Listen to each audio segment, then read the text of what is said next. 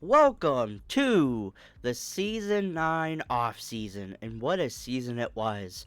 The Dragons turned around their fortune from having basically no talent, getting some of the best draft picks of all time, going 3-13, and immediately the next season winning the championship game with said picks. With a new quarterback, which we're going to talk about him in a little bit, and with an amazing team, Montana Young picked up his second championship ring, and can he make this team a dynasty?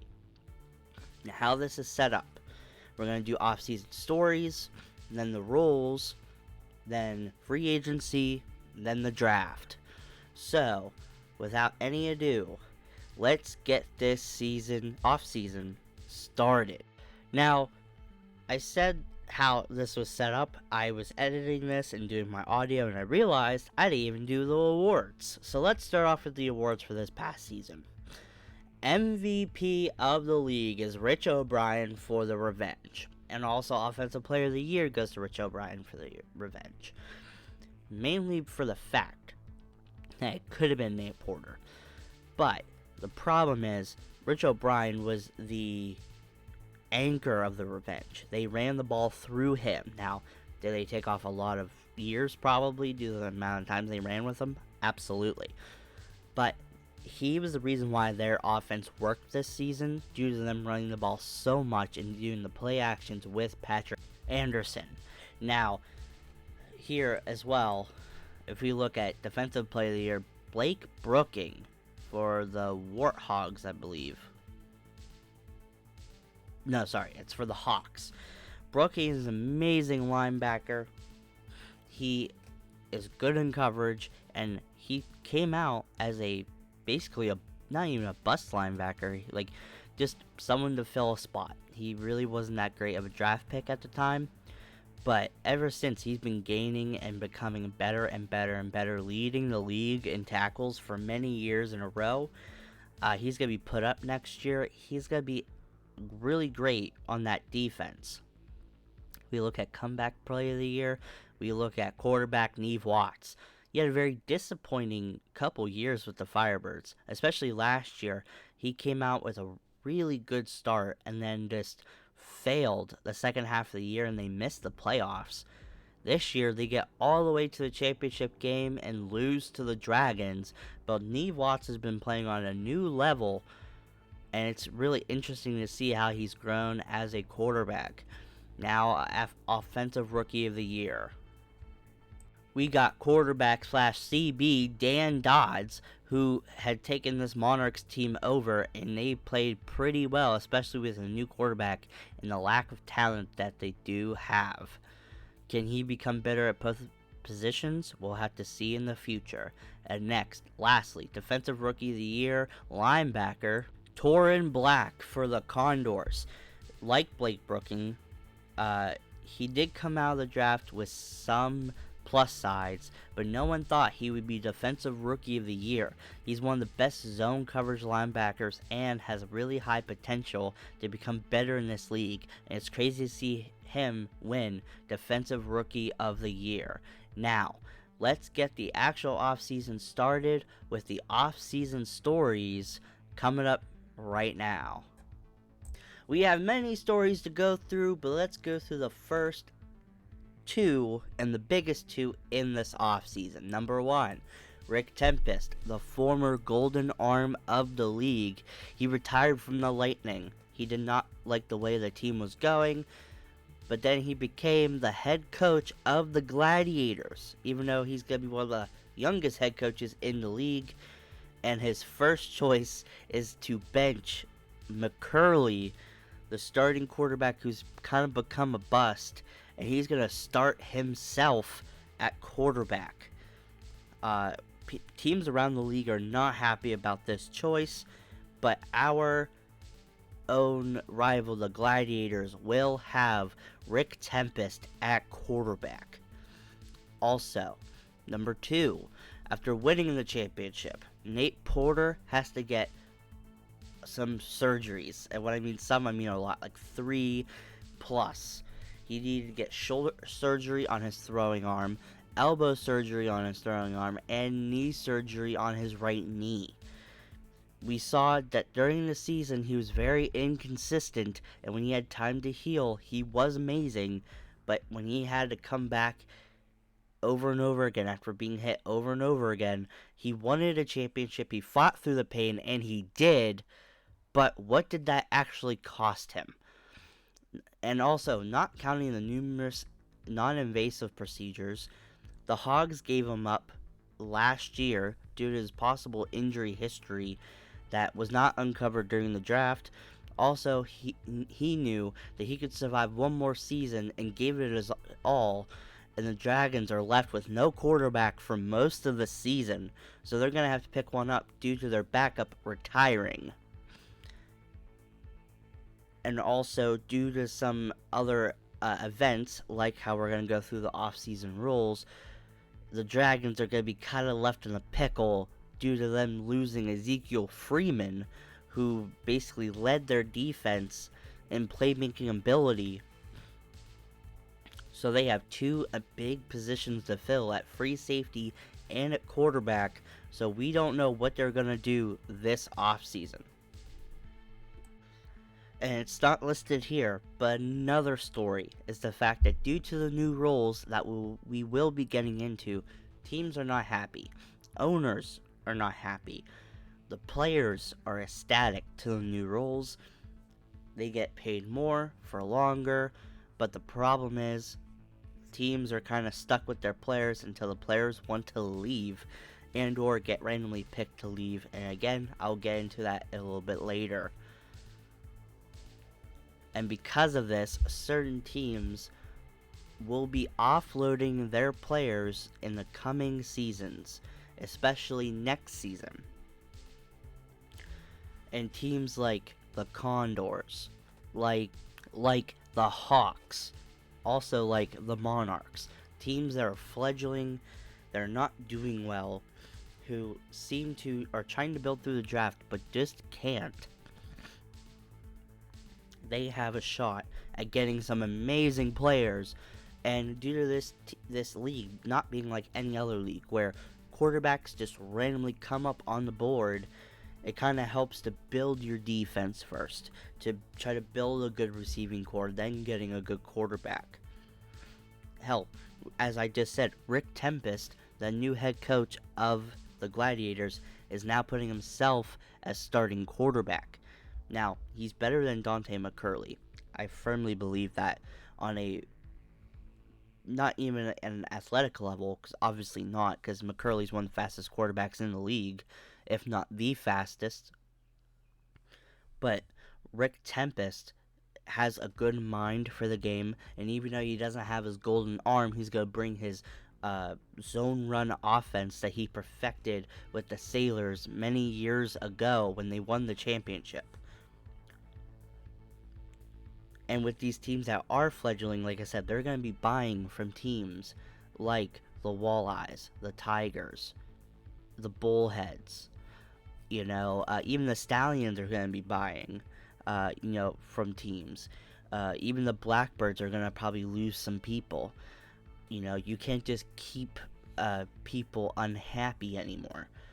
So it's going to be a very, very interesting process, I think, for this off-season and for future off-seasons. Now, if you want to become a player in my off-seasons, it's easy. Just drop your name down below, and I'll put you in the next available draft.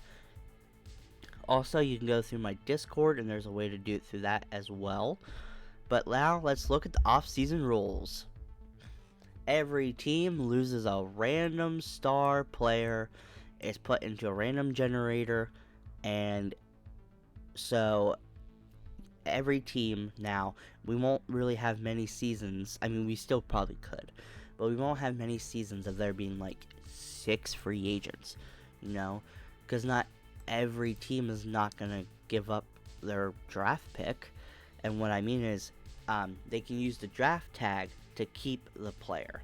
If you use the draft tag, you lose your draft pick. And since there's only one round of picks until further notice, basically you're left without the draft for one player.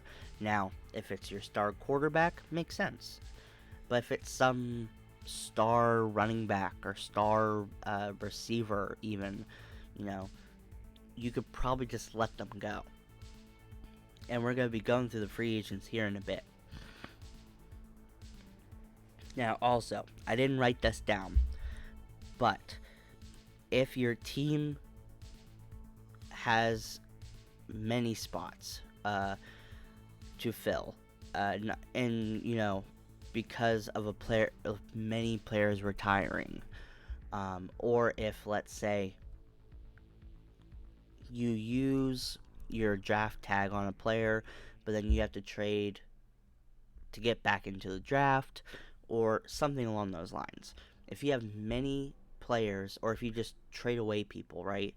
You have a lot of player holes, but not enough draft picks to fill them, and or don't get enough people in free agency, which you do free agency before the draft. What you do is you'll then just get a random undrafted player put at that spot. You don't know if he's good. You don't know if he's bad. You don't know if he's special or not, or if he's gonna progress into something good or not. It's just gonna fill that hole until you can fill it the next year. Also, you don't lose a player in free agency if a player on your team retires. That just makes it so you don't have to make any crazy trades just to fill a hole. But like I said too, you don't have to pick up a player in the draft that fills that spot of a person retiring, unless it's like a major spot, of course. But it makes it so it makes these off seasons more interesting due to the fact that there's going to be more turnover. Now, you're going to see here in about a minute or so, or maybe 2 minutes, that the free agency is going to pop up, and there's going to be amazing free agents on the board, and that's how it's going to be every season. It's going to make teams have to have hard choices, and also a part of the off-season rules I also don't have written here is that players can get out of a situation whenever they want. They just ask for a trade, and they cannot be told no. They have to be traded to a new team. It causes more storylines. It causes more problems for teams to keep. You basically, if you're a winning team, you're going to have to keep winning. You're going to have to keep building your team. You can't let your team morale get too low, or you're going to have to start all over again.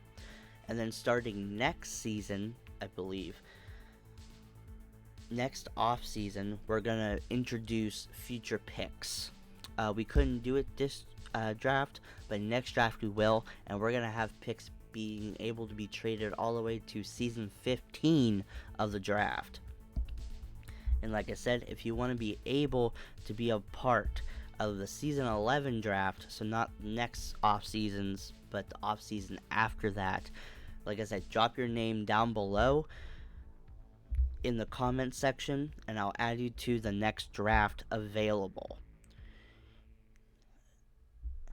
And I believe that is all the off-season rules. But like I said, they're ever changing, and most of these rules are set because of what happened with the Wolves, where Montana Young, the coach, even though he was trying to build the team, the owners kept selling off all their best players, and he had to constantly rebuild, so this fixes the problem. Now let's look at the free agents. Zeke Freeman from the Dragons goes to the Revenge. It makes their secondary even better with former Wolf Clay Gerwin, Jacob Thomas, now Zeke Freeman. That team is absolutely insane in the secondary. Now, their front four are becoming a little less good. They've aged dramatically over this offseason. But wow, what a pickup in Zeke Freeman. Isaac Yabera, I believe from the Condors, goes to the Monarchs. What an amazing pickup by the Monarchs. The Monarchs are trying to build a team for their future quarterback in Dan Dodds. Now, Rocco Townshed from the Flight. He's destroyed many of our running plays, many of our passing plays, and he goes to the DC Demons and solidifies their D-line even more. Bernard Steffens from the Hogs goes to the Revenge as well, making their team even better. That's a big pickup for the Revenge. The Revenge are really trying to make a really big championship push here. Harold Cameron goes to the Stallions. The Stallions started from nothing again. They're trying to rebuild ever since they lost their quarterback. And also they pick up Harold Tomlin at wide receiver as well. Now, Sherman Thompson, sorry. He's an amazing player. He was picked up, I believe, in the first draft of the series way back seasons ago by the Bullheads, and he's been stuck on the Bullheads fledgling for a long time, and finally he gets picked to go, and he goes to the Flight, which makes them have McNeil and Sherman Thompson all at the same time. That is insane. The Flight are going to be so hard to play now due to their defense becoming better and better. Jeff Moore from the Blackbirds, who we had a tough time stopping actually, goes to the Hogs due to his pass blocking ability, which makes sense for their young quarterback and Richie Hung. Now Sean Nelson, he's a young center, he goes to the Demons as well. And Harlan Hwang, he was a left tackle taken years ago for the Warthogs. He leaves for the Sailors. The Sailors are trying to build a new great team here in Seattle. With a possible new quarterback on the horizon for this Seattle team, they're trying to build a good O-line for their offense. Now, Houston Witt, who was with the Chicago Tigers for many years, who became a star there, who's now starting to wilt in ability due to his lesser speed that he used to have, goes to the Walleyes.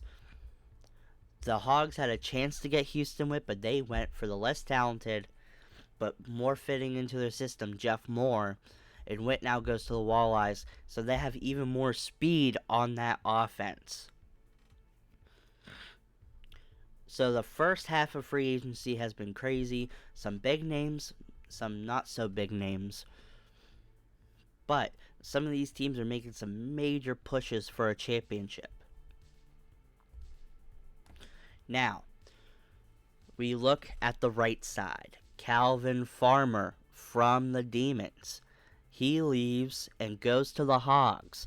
It's probably going to be his last stint with any team, but he's still a special pass rusher. He's going to be with the Hogs, who are building an amazing defense. Then, you look at the Sailors, giving up Jonathan O'Connell, which even supports the idea of them going for a quarterback in the draft. And he goes back to the Wolves, where he was an undrafted free agent. He's going to back up Evan McCarthy, because ever since Evan McCarthy got put at that quarterback position, it doesn't seem like the Wolves are that great. They're going to probably give him a couple more years, but the hometown hero from Sacramento might get benched for the known economy of Jonathan O'Connell. Now, this is where things get very interesting. Dyson Garrison, a top pick from the first draft, one of the best pass rushers in the league, changes position. He goes from the Crusaders being a D-end to an outside linebacker for the Condors. The Condors are starting to build their team through free agency, and it's going to be interesting to see if they can do what the Revenge did, but at least they start out with a decent quarterback in Bailey. Bryce Holton from the Guardians. He then moves to the Monarchs, due to the Monarchs trying to solidify their defense. Irvin Duncan, the former star running back, goes to the Firebirds on probably the last contract of his career. And finally, we're going to look at Wilburn Sosa, one of the best route runners, one of the most veteran wide receivers in this league, leaves the Walleyes and goes to the Bullheads, which makes their offense even more powerful. It's going to be interesting to see what the Bullheads can do. Now, we're going to look at the tagged players. Dong Turk from the Wolves. He's the best center in the league. He is used with the tag, so he's not going to free agency, but that makes it so the Wolves don't have a draft pick. Amani Terrell, one of the best run-blocking right tackles in the league for the Revenge, stays with the tag, which means the Revenge don't have a pick. Marcus Oliver, the young wide receiver who is he was just drafted by the Firebirds, I believe, last year or the year before, and he's a special talent. We saw him in the championship game burning every CB we put on him. He burnt Sidney Foster, he burnt Hicks, he burnt double coverage, he burnt everything. He's a special talent and very young. But he gets picked randomly to leave, and the Firebirds, they tag him. And lastly, Audric Normandy, left tackle for the Giants. The Giants are moving around some ownership, and will have new owners by season 11. So they might move, but they use their first round pick and just solidify that left tackle spot with Audric Normandy, and he's staying there for as long as possible. The Giants don't have much talent, so for them, any person, whether it's Jackson, Normandy, even Byram, they probably would have used this tag because they gotta keep the talent they have. Now, they didn't really make many moves in free agency, which does not look good, especially because they do need a new quarterback. So Jonathan O'Connell could have been perfect for them. They could have got Tyson Garrison to help out that bad D line. They could have got, any one of these guys, really, to really solidify their team, and they just can't. This league is becoming a super team league. The haves and the have-nots. Now, the Dragons, they still have an amazing defense. Now, rumor is they're going to, depending if, it doesn't matter if they win a championship or not this next season, the Dragons will trade some people away and try to stock up on draft picks, especially for next year's draft, because next year's draft might be pretty decent, not at quarterback, but at every other position. So now let's look at the draft coming up next. Now, how this works is we're going to look at every logo, and the first pick of the draft is going to be the Condors.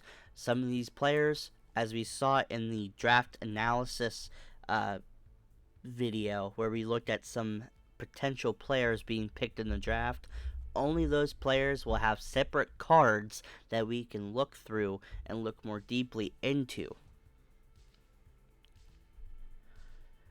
The season draft here is very special. It's the first draft without 24 picks. And it goes the Condors, the Stallions, the Hogs, Bullheads, Cavalry, Monarchs, Lightning, Warhogs, Hawks, Sailors, Gladiators, Tigers, Blackbirds, Demons, Metal, Flight, Walleyes, Dragons, Guardians, and the Crusaders. And it's going to be very interesting to see who goes number 1. And the pick is in, and it is center Jack Herring. He's an amazing pass blocker and probably the next best center in this league. The Condors pick up another amazing piece on their offense, a solidifying part of their offensive line. They're trying to make some moves and get better so they can try to make a championship run. As we look at center, his pass blocking ability is rated a 9.7. One of the highest pass blockers in the league already, and definitely in the draft. His run blocking ability is rated an 8.1, so it's pretty good. He does lack elite strength. Elite strength would be anywhere between an 8 and a 10, and he is given a 7.8.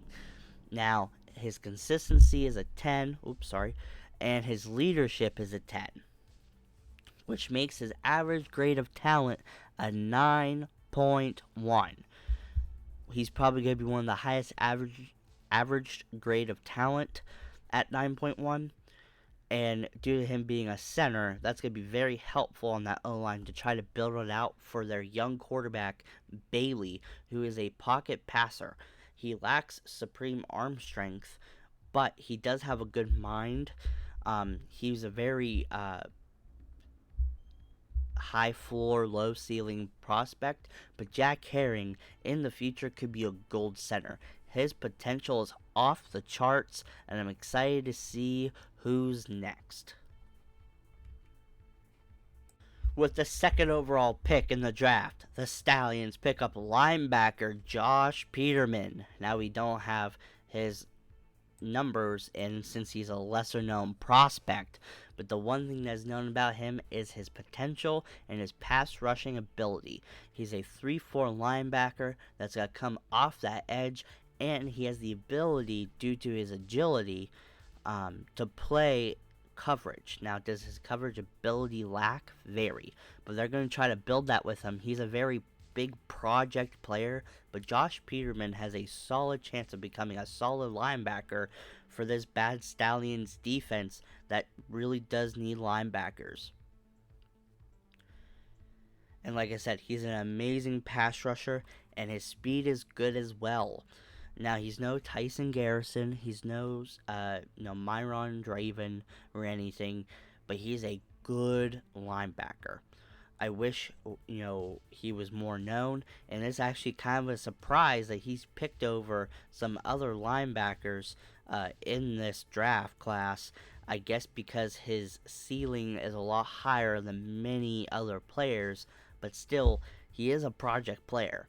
So the Stallions are going to have to hope that they can actually build him up and not just have him stay steady or drop in talent.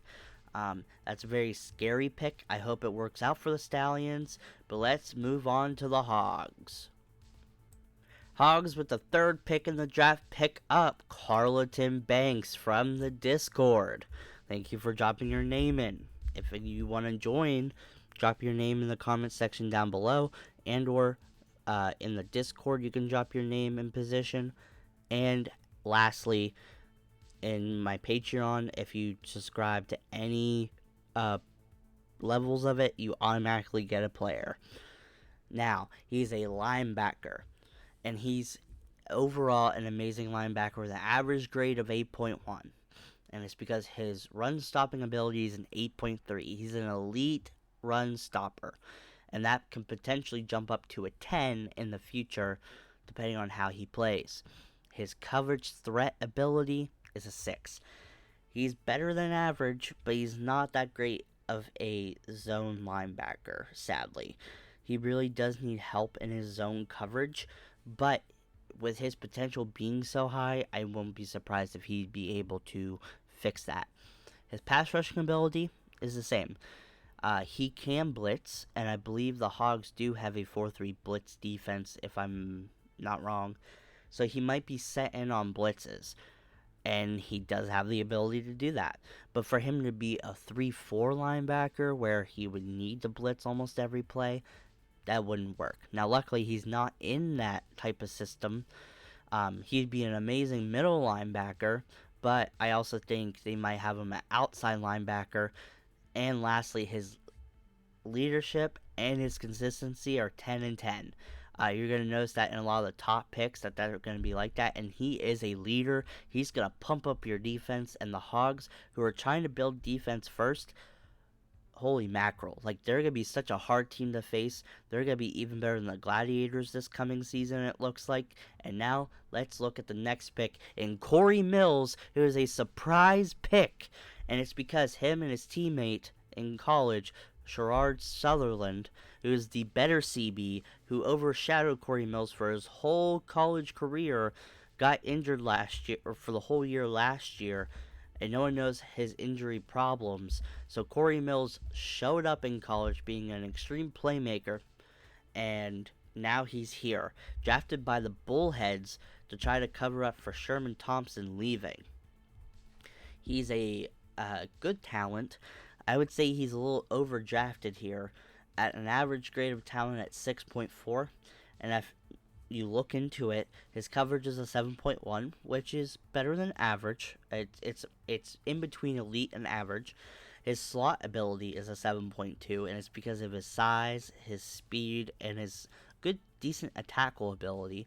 His ball hawk ability is a 6, which is surprising because in college he got a lot of picks, but his catching ability is not great, so he's going to make plays on the ball, he's just going to drop the pick. His leadership ability is a 5, it's average, and his consistency is a 6.7, but I wouldn't be surprised if it actually should be lower than that, due to him having really good games and then really bad games, but he just averaged out a little better. But his leadership is so low due to his big mouth. He's known to be one of the biggest talkers in college football, and he's going to be one of the biggest talkers here in the league from day one. It's going to be very interesting to see where Sherrard Sutherland falls to if Corey Mills is picked this high over him. And now we look at the number 5 pick, Cooper Clanton, for the Cavalry. Now, the Cavalry do need to pick up defense, but surprising they pick up a linebacker who could be an undrafted free agent. He's not that great. He doesn't have the amazing tackle ability. Like, he's a good tackler, but he's not good at zone. He's not a good run stuffer. He's not athletic. He's basically an average player that is slightly above undrafted free agent territory. And it's surprising, especially because there's so many great defensive players like Zach Swenson, who was supposed to be drafted by the Cavalry here. At least it's what it looked like. And now they pick up linebacker Cooper Clanton. That's a very surprising pick, but I don't know if that's really going to work out that well for the Cavalry, and it seems like they're really screwing up on draft picks the past couple years. But now let's look at the next pick of the draft for the Monarchs, Zach Swenson. He's a star DN, and we do have the card for him. He led the whole college ranks, with sacks. He's one of the best pass rushers coming into the league, and probably will be one of the best pass rushers in the league. And as we look at him, his edge threat ability is 8.9. So if we put him at linebacker or D-end off that edge, he's going to be a special talent. And his pass rushing ability, excellent, 8.7. He's an elite pass rusher off the bat. His run stuffing ability, a 7, way above average still. Now the problem is his consistency is what brings him down, due to him having really big games against maybe slightly less good opponents, and then when he went against really good teams, he didn't do well at all. Now also too, soon the college ranking system will be out of the window in the future. Hopefully we can get a G League started so young players can just get right in and we can see them play on the channel. But for right now, that's not able to be done. But as we look at him, like I said, his average grade of talent is a 7.5. It's not the highest, but he has one of the highest floors and one of the highest ceilings in the league coming in already. And he's a special talent, and he's going to fit perfectly for the Monarchs, especially because their D-line is going to be stacked now, in and out. So all they really need to do is really try to bump up the linebackers or the secondary, and I think their defense might be pretty elite, especially with Dan Dodds at CB. It's going to be nice to see. But now, let's get into the next pick of the draft. And that will be William Fry from YouTube. He's watched the channel for a long time, and he gets his player, and he goes to the Lightning. Ranked Tempest left, William Fry comes in. He's a crazy good quarterback. He's extremely athletic, has an amazing arm. He's more of a project quarterback, but he is going to become a special talent with one of the highest potentials in the league. His average grade of talent is one of the highest of any quarterback in this draft at 7.4. His field general ability is a 6. He's about average, maybe slightly over. He has an 8.1 scrambling ability, which means he is an elite scrambler. Now, he may not scramble a lot, but he's able to get out of the pocket, throw on the run, and use that big arm of his. Now, if you look down there at his strong arm ability, it's a 9.2. He has one of the strongest arms coming into the league, and probably in the league, he'll be in the top 10 of arms. So it's going to be crazy to see him when he gets blitzed and throw off his back foot like he did in college. It's going to be nice to see him do that. Now, what brings him down is his consistency and his pocket ability. He's not really great at staying in the pocket, letting the line go around him, and then making a big play as he gets hit. That's not him. It just isn't. Now, if he can make that better and really sense pressure better, he'll be an elite quarterback, especially with that arm. And the other thing is his consistency. He tends to kind of fail in big situations. He really needs to get better. But now, let's look at the next pick in the draft, which is the Warthogs. And that will be Marvin Ephraim. He is a strong right tackle who has the agility to play left tackle. But his specialty is in the run blocking department, and it's going to be nice for Jordan James, one of the fastest running backs in the league, to have him at right tackle. As we look at him, his pass blocking rating is a 6.8. That isn't that great. He's above average, above definitely an undrafted free agent. But he isn't going to make big plays in the pass blocking department. But with his strength being a 9.2 and him having crazy good potential, he can build that pass blocking rating very quickly and also build on his good run blocking too, which is an 8.4. He's an elite run blocking threat. His consistency is a 7. Now the problem is we don't know his leadership. Due to him being very quiet and being on a good team that had just a full of leaders, we really don't know if he's that great of a leader or not. So we can only take 4 of his ratings, and he's a 6.4, which is lower than a lot of top picks. But he does have really high potential.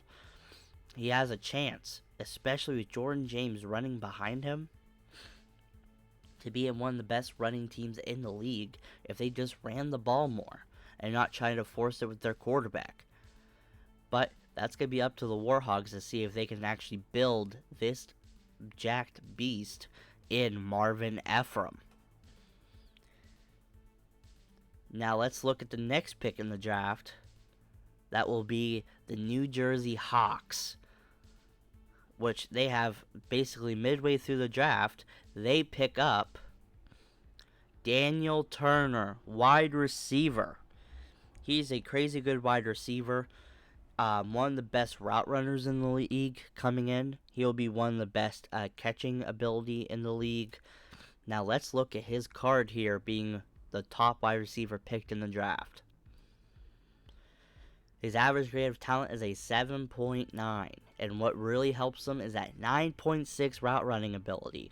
He'll be top 5 route runners in the league on first drive of the game, of the whole season. He is a special being, especially deep threat ability. He's absolutely unstoppable, and he is a good possession receiver. I wouldn't call him elite, but he's definitely better than average, nor does he lack in possession ability. But what he really lacks is his red zone ability. He is a shorter, I believe he's 5'10", 5'11"-ish receiver. He has some wheels. He can jump pretty high. He can high point the ball. But due to his size, he's not going to be like an Ed Council or a Casey Smith for the Wolves. He's not just going to jump up and make big plays in traffic. He can make some amazing catches, of course, but he's not going to just hop over people and catch the ball. He's more of a hit you with a slant or a double move or a post route and getting wide open down the field.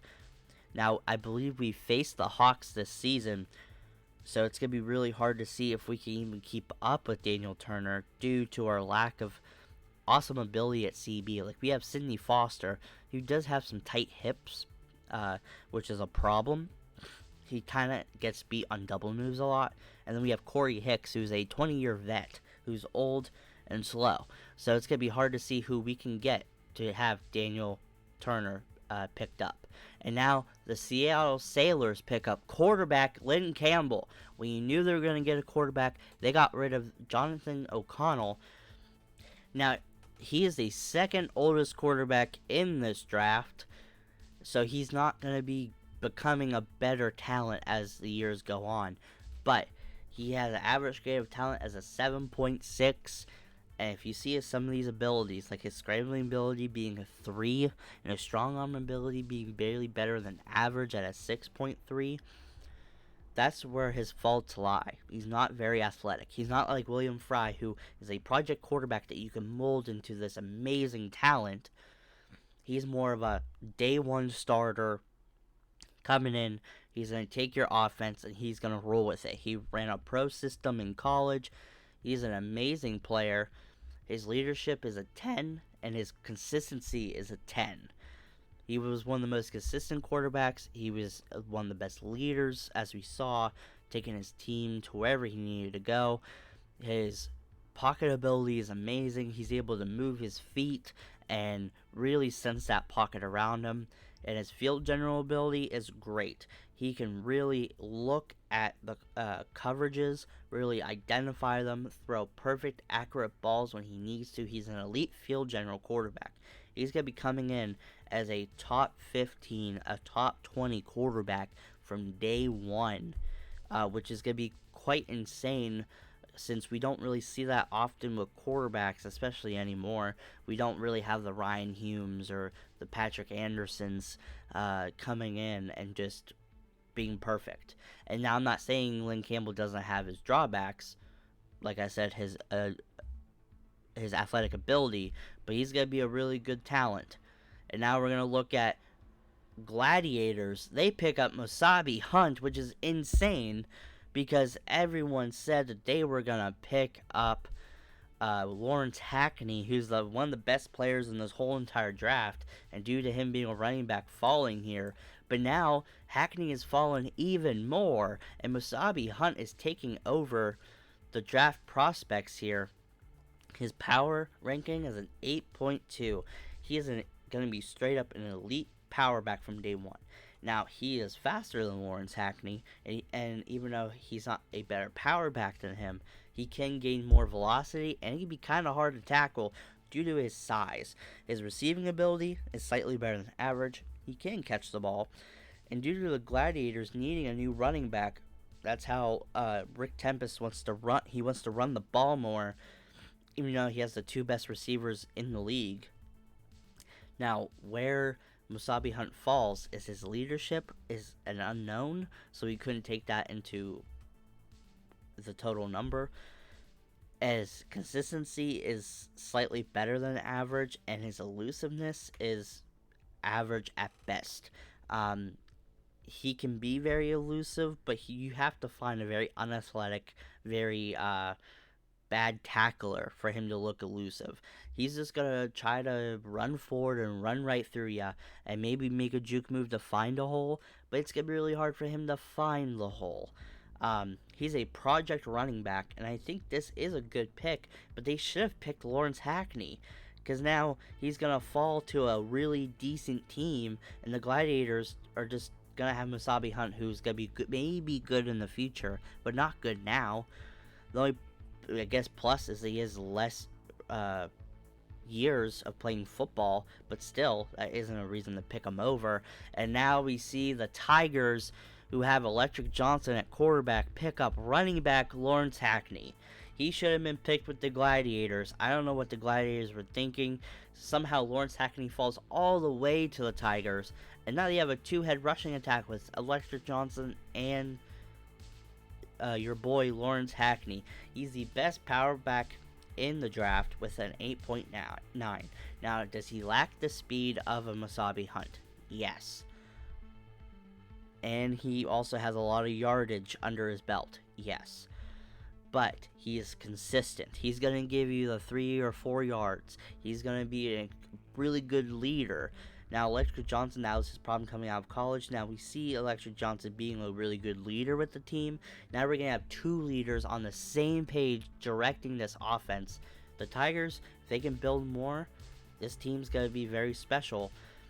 Now, his receiving ability is worse than Hunt's. It's 5.1. It's basically average, less than average. He's going to drop some balls. But his elusiveness is really good at 7.9. He's going to find the hole. He's going to be hard to tackle. He's going to make some plays. He's a very, very good talent. And I firmly believe that he has a chance to really make some really good plays in this league. But it's crazy to see Lawrence Hackney even fall this low. Especially to a good team like the Tigers, who, yeah, need some help, but wow. It's nuts to see Lawrence Hackney fall this far to such a good team. Now we're ending near the end of the draft, I should say, and we go with running back Parrish Williams. We don't know much about him other than he is a speed back. He's better than an undrafted free agent, of course, but it's very confusing to see the Blackbirds pick him up, especially because they did really well with their former running back, and now Parrish Williams coming in. Looks like they're trying to get some more speed with quarterback Chris Young, but it really doesn't make much sense, and because of that, we're going to go with the next pick in the draft. And that will be with one of the most versatile players in this draft, Bryson Favors. Now, we don't know much about him, but he's a big man. At 6'3", close to 300 pounds. But he has the speed to play linebacker and the agility to play linebacker. He can play edge at the end, or he can play inside on a 3-4 or inside on a 4-3 at D tackle. He is crazy good at all 3 positions. He is a really good edge threat, and he's very unknown, especially with going from a small school. He's not known much, and that's why he falls all the way to the Demons, which they have one of the best D lines and one of the best defenses in the league. So for them to pick up a very big player like Bryson Favors, it's going to be very interesting to see how they do in the future with him on defense. And now we look at the Pittsburgh Medal, one of the biggest dynasties in this series and also in the league's history. They pick up an edge threat due to, I believe, they have a retired Alberto Milner. We didn't have many retirements, but here we go with Rashad Ford. He's an amazing edge threat, almost as good or even better than Zach Swenson. It's due to his speed. He's very fast and can play linebacker. His pass rushing ability is a little less than Swenson. Swenson has some really good moves. Now, Rashad Ford's coming in at basically an elite pass rusher right out the gate, but it's due to his speed and his bend. He's more of a project player that will become better once he actually gets some moves. Now, his run stopping ability, not very good. It's about 5.6. It's basically average or less than average, which is not good. His consistency is a 5.7 and his leadership is a 6. He is an average grade of talent of a 6.9. Now, he is a good player, but there's a reason why he fell, but this is perfect for him. He's on a team that's a dynasty that has one of the best defenses in the league.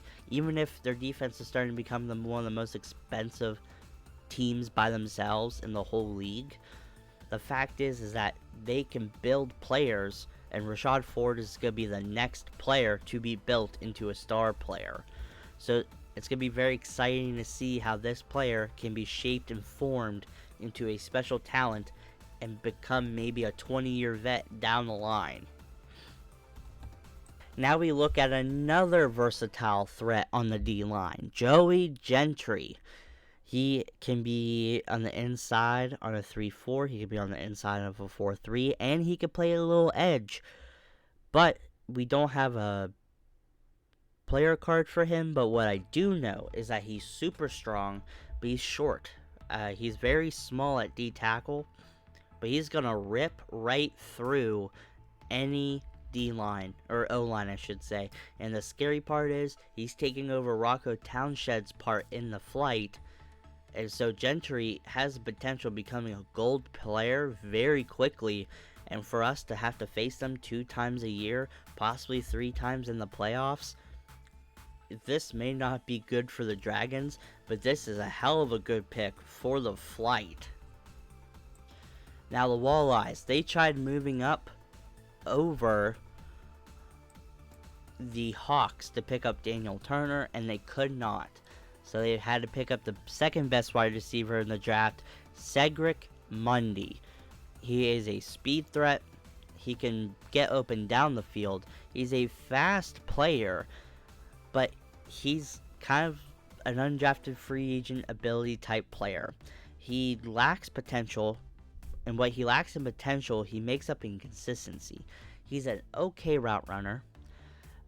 He's going to mostly get open with his speed, but also due to the jump in speed with the players in this league, I don't see Cedric Mundy really making a lot of big plays for the Walleyes, and they could have easily just picked up an undrafted free agent and picked up another player that could actually help their team, like free safety Ash Garrett or anyone else really. So it's really confusing to see the Walleyes draft horribly yet again. They have not picked a good player since Perry Polak.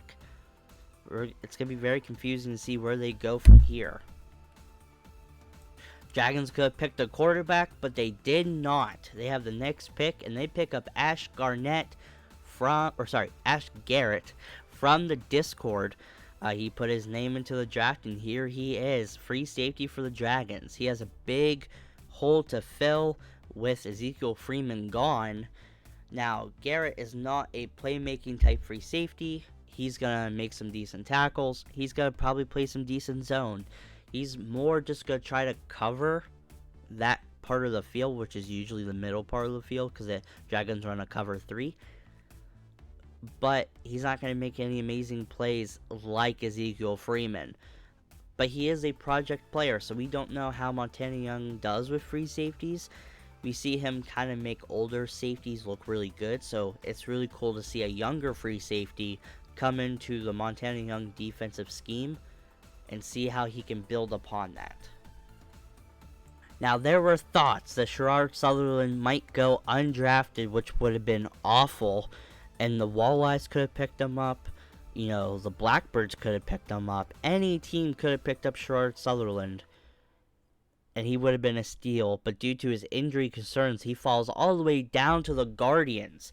They have to make a move to cover up their hole there, and they get a special talent here. He's potentially the best player in the draft with a 9.7 coverage rating. Holy mackerel. What a coverage corner Sherrard Sutherland is. He's a good slot. He's an elite slot CB from the start at 8.3. His ball hawking ability is low. He's never known to really make a lot of picks, but he's going to make a lot of big plays knocking the ball down. Also, his leadership is a 10. He's quiet, but he plays with this stoic ability, and his consistency is really high. Now, the big knock on him is the fact that he did not play at all last year. He got injured the very end of the year before, and him and Corey Mills do not get along. Sutherland thought he was immature, and Mills thought Sherrard Sutherland was basically a killjoy to play with. So it's going to be interesting to see Sherrard Sutherland with the Guardians. It's an overstated and overrated defense, but they do have a good defense, and now an even better defense with Sherrard Sutherland there at CB. With a good offense, the Guardians could be making a push for another championship run here just we're gonna have to see in the future where it goes. Now the last actual pick in the draft before undrafted free agents, it's gonna be Sanchez Calico for the Crusaders, which is very interesting. They do have a good quarterback, and they do need help on defense. Now, a lot of the rest of the undrafted free agents that are available are offense. So I understand they didn't want to upgrade their offense again. But Sanchez Calico is a very confusing pick to be the last pick in this draft due to his able to be a pass rushing talent, and he is. But he also plays better at linebacker, and they don't play a 4-3 blitz, I don't believe. This is an interesting pick. I want to see what they do, but he can't really play on the edge because he's a little too undersized. And he can't really play linebacker due to his bad coverage skills. So, I don't know what the Crusaders are doing. But, I guess you can't really hate them for it due to being the last pick, but we're just going to have to see what the undrafted free agents show. And also, I want to reiterate here that not all undrafted free agents are shown here, and we have 3 big undrafted free agents.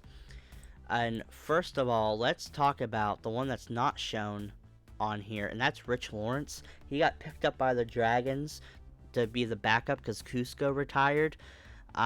He's a big power back at 6'3", but he's not very good. So let's now jump into the actual talents, and that's gonna be J.C. Riley, as you saw on that picture before of some of his pros and cons. Now, we don't know his average grade of talent. He didn't play college. He's coming in. He was at the same school as Dante McCurley in high school. He could not play at all due to them having Dante McCurley. And as soon as Dante McCurley left to come here into our league, he was supposed to be the next quarterback. They changed their offensive system and turned J.C. Riley into a running back for the rest of his career.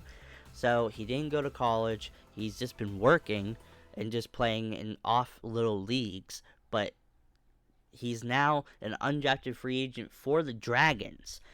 And all we know is his scrambling ability is an 8.5. Now, he's been working with Dante McCurley in the offseason, which isn't great since McCurley's one of the biggest busts of all time. But he's trying to get into shape so he can play for them, because he's going to be thrusted into the starting position if Nate Porter's not ready by the end of the offseason, which it looks like he's not going to due to all the surgeries he actually needed. So J.C. Riley will be their only quarterback for most of the season until Nate Porter can come back. And he's very undersized at 5'6", 240 pounds. He's a little bigger than he used to be due to him not being as much of a great talent. But yeah, so J.C. Riley is going to be the starting quarterback for the Dragons until further notice. As we see, he has amazing speed, great arm strength. He only played in high school, and he's basically just kind of going around doing nothing until he's picked here by the Dragons. Now to look at the next quarterback that's picked up by the Stallions, William Anthony from the Discord. His average grade of talent is a 6.6. It's surprising that no team actually picked him up due to him being one of the most clutch quarterbacks in college. He's the oldest quarterback coming in, so he's not going to get much better, I personally don't think. But his field general ability is a 6. His scrambling ability is a 6. He sees defenses, he can make plays, he can make good throws, he's very smart, but he's not an elite talent. His scrambling ability is good. If he's getting rushed, he can try to run out of the way, but again, he's not a great scrambler. His pocket ability isn't great. He's kind of muted to pass rushing, and his scrambling ability is good. He's able to run away from things, but again, not really better than average. The only stat that really brings him up above the rest is his leadership. Like I said, his clutch ability is insane. He was able to take a team that was pretty bad and on his own back bring them up to decent levels the past few years. And his consistency is a 6. He's pretty much average. He's an average quarterback, but he's going to the Stallions, so he has a shot because they run the ball a lot. And they're trying to build their defense, so he has a shot to be pretty good in this league. And he's from the Discord, so thank you for lending your name to the draft. Like I've said before, if you enjoy and watching these games and stuff, and this, for instance, please leave a like and subscribe. If you want to join, put your name in the comments down below. Now we're going to look at him real quick, and he is a great leader. He lacks arm strength, and he's a lot older than most rookies, so we're going to see how much he can grow as a player. And now we're going to look at Jackie O'Toole at center. He's extremely strong. He basically blew out everyone out of the water in bench press. The problem is his health. He's 400 plus pounds, and he's extremely raw. He's shorter too. He's just a big center. He's not very smart, but Jackie O'Toole is also from the Discord, so thank you for lending your name to the team. And I believe he's with the Lightning, but I'm not very sure about that. Whenever the team that he's on comes up, I'll obviously let you know. But yeah, this is the undrafted section, and we're nearing the end of the off season. I want to thank you guys for watching. Please like and subscribe, and I'll see you guys next time with more content, and let's hopefully have a good season this year with JC Riley at quarterback. Peace.